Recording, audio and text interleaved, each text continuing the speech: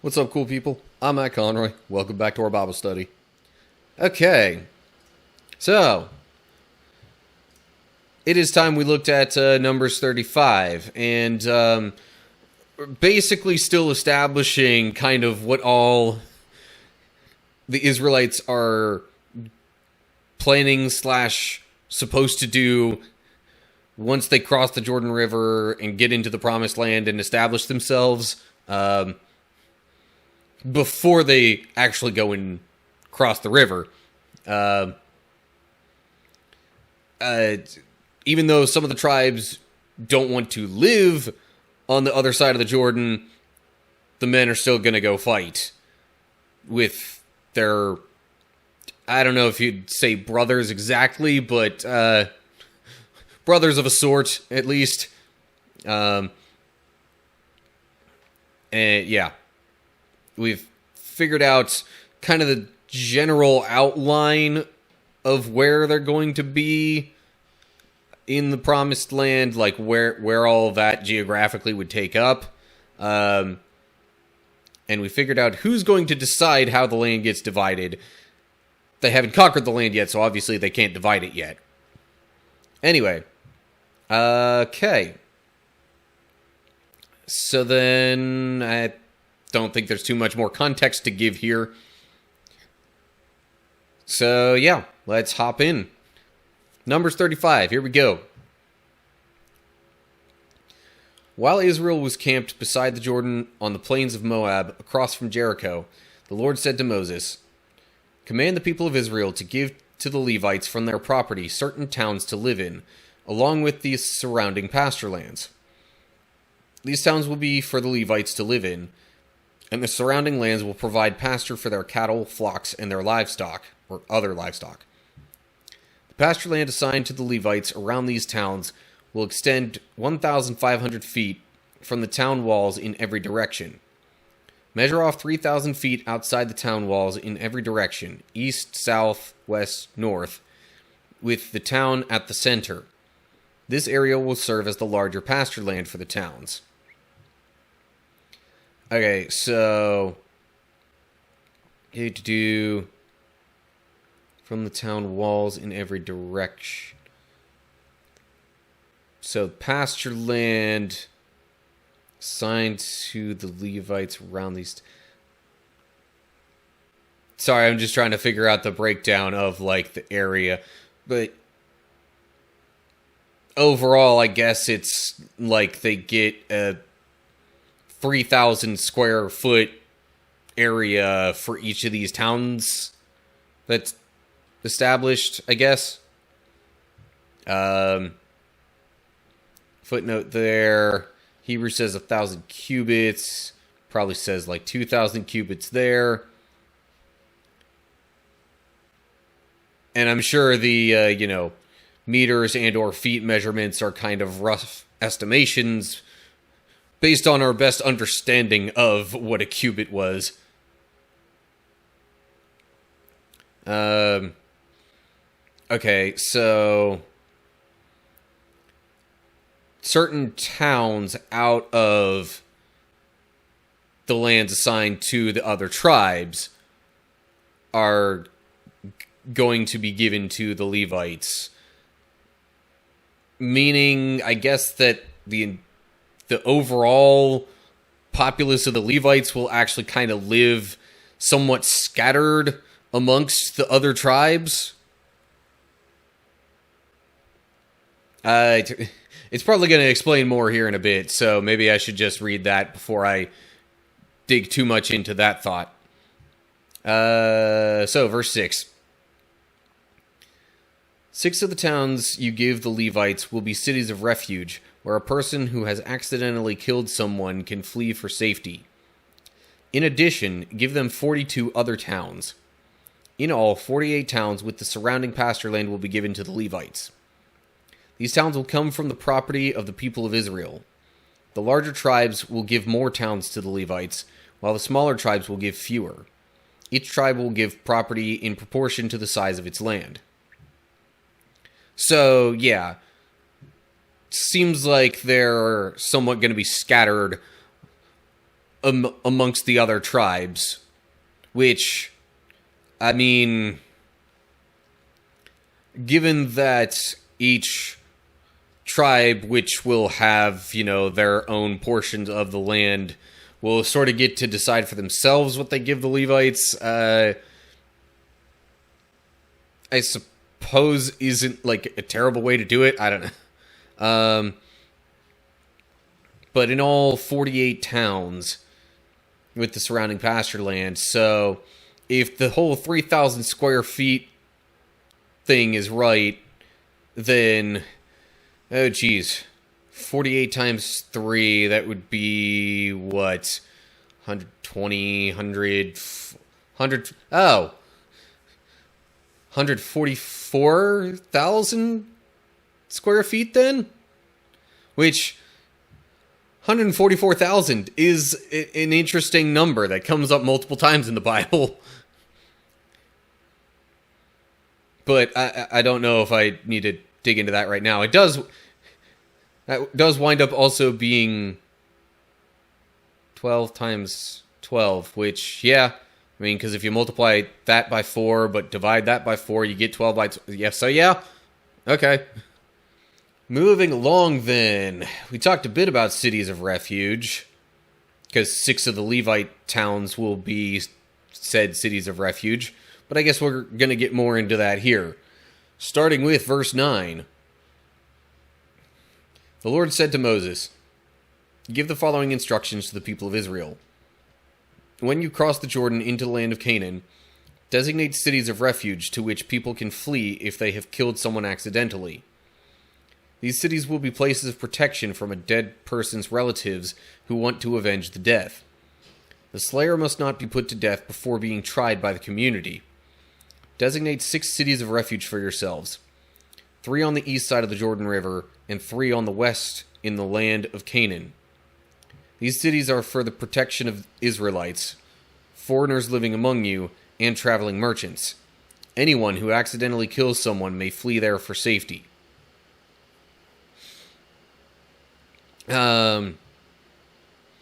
So the cities of refuge, I think it just, designates 6 cities of refuge. That's just the 6 that were also considered part of the Levites portion. Or maybe 6 of the towns you give the Levites will be cities of, So specifically 6 of those towns will be cities of refuge. But anyway, basically it's just, alright, if someone accidentally kills someone else, this is where they can go to be safe until a trial has happened, so that the family doesn't, in their rage or whatever, wind up revenge killing the murderer in question. So then, verse 16, for more on the cities of refuge. "But if someone strikes and kills another person with a piece of iron, it is murder, and the murderer must be executed. Or if someone with a stone in his hand strikes and kills another person, it is murder, and the murderer must be put to death. Or if someone strikes and kills another person with a wooden object, it is murder, and the murderer must be put to death. The victim's nearest relative is responsible for putting the murderer to death. When they meet, the avenger must put the murderer to death. So if someone hates another person and waits in ambush, then pushes him or throws something at him and he dies, it is murder. Or if someone hates another person and hits him with a fist and he dies, it is murder. In such cases, the avenger must put the murderer to death when they meet." Okay, so not so much on the cities of refuge at this point as it's talking about, okay, here are the cases in which the cities of refuge don't need to be used. And pretty much all of this, it seems, is like, intentional kind of stuff. Which obviously isn't the point of the city of refuge. The city of refuge is like, oh, I dropped something from my roof and somebody happened to be walking by and it fell on their head and killed them. I didn't mean to. It was an accident. That's the kind of stuff that the cities of refuge are meant for. Not intentional murder. So, then we get to verse... Actually, before we get to verse 22, little thing about the whole Avenger... First off, Avengers. But that's beside the point. That's just random little thought in my head. Squirrel. The victim's nearest relative. So... It doesn't exactly explain that, because, I mean, it could, I guess, potentially be, like, brother or sister.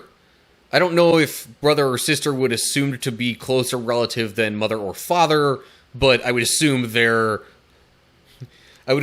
four relations would be the first in line. And then you probably get to children, then, like, aunts and uncles, cousins, grandparents, extended family, basically. But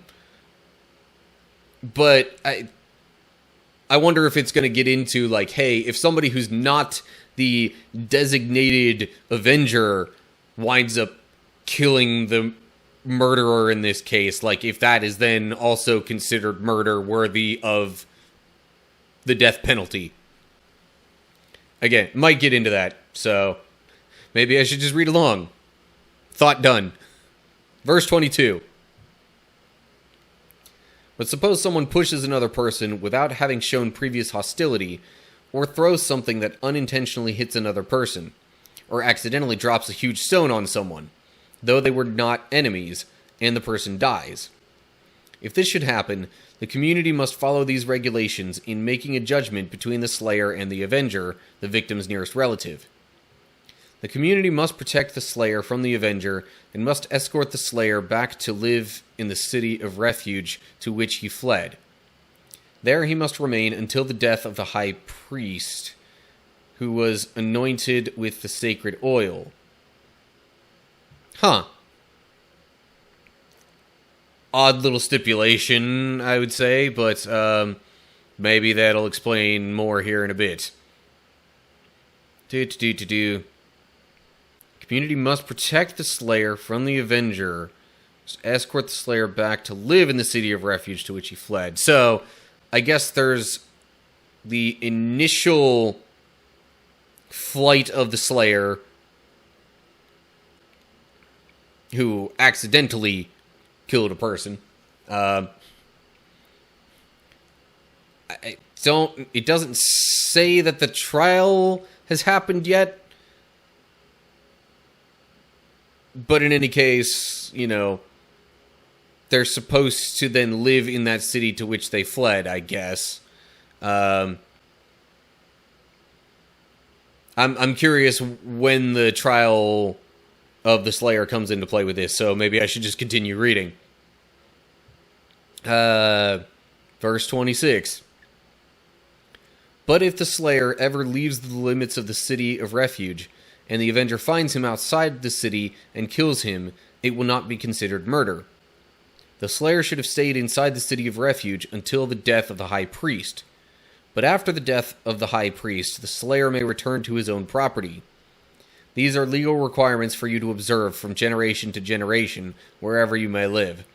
Okay, that makes a little bit more sense of it when they bring the property into consideration, because the Slayer basically had to leave all that they had just to seek refuge. And then I guess the life of the High Priest is just kind of the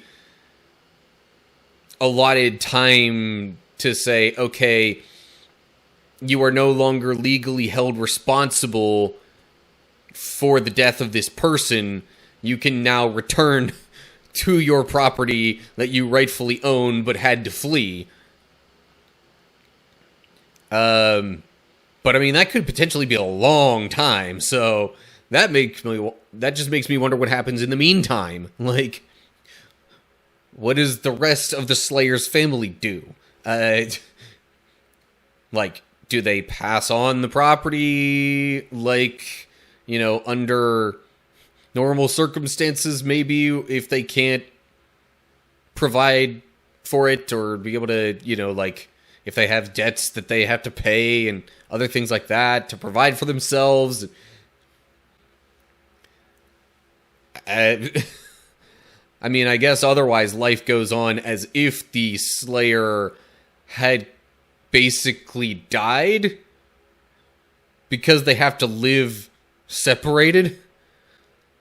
Although there's nothing saying that the family couldn't go and visit the Slayer in the City of Refuge.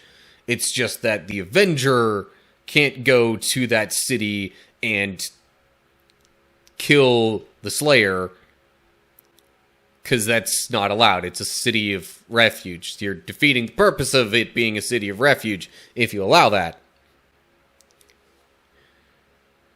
But if Slayer leaves said refuge, then they're no longer protected. So it seems.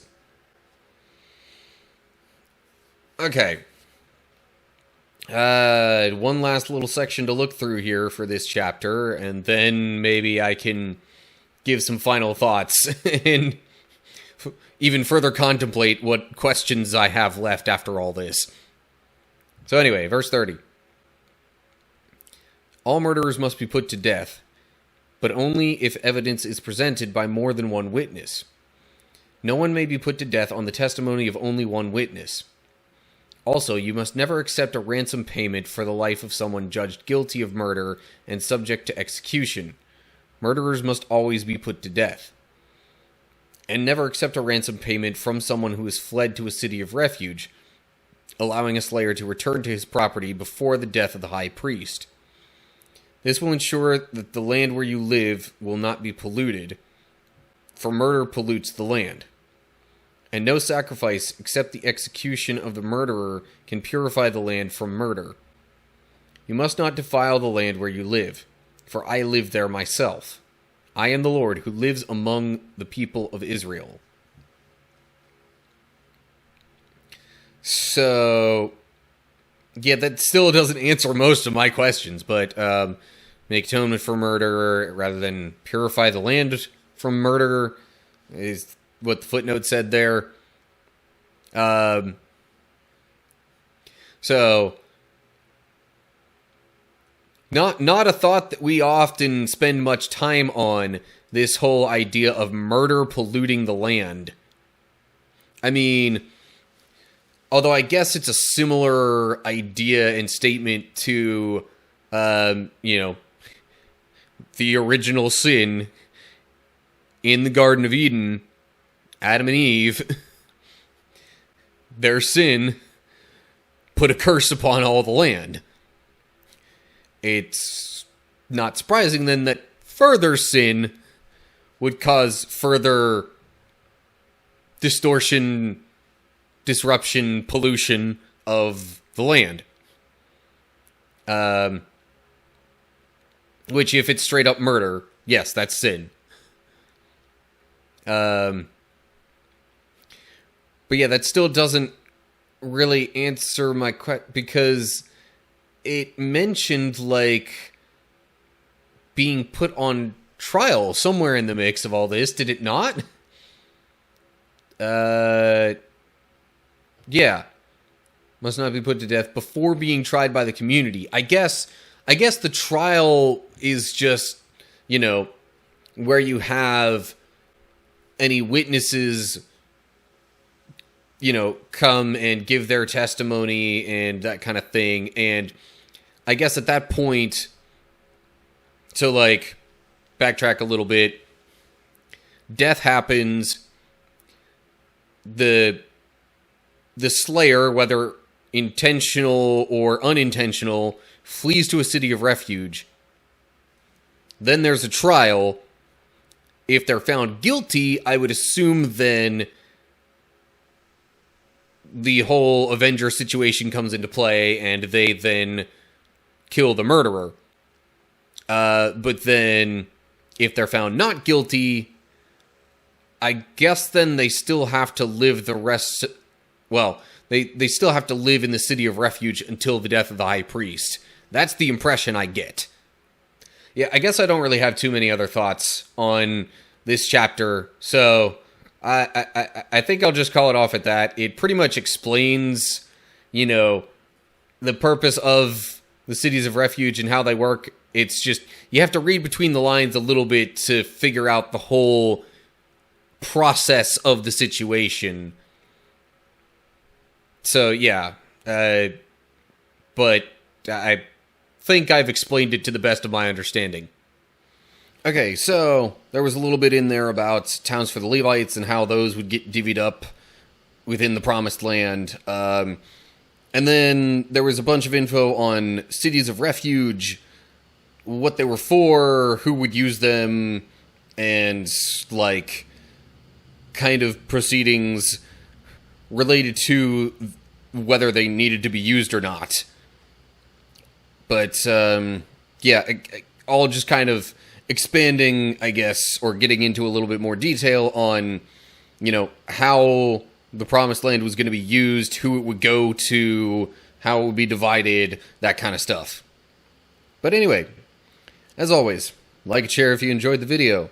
Subscribe to the channel, click the bell to get updates when I post new videos. Look down in the description to get info on other social media pages and all that kind of stuff. And leave comments down below there with any thoughts you have. So that's it for now. Hope you're all doing well. Hopefully I'll see you for the next video. But until then, stay cool, people.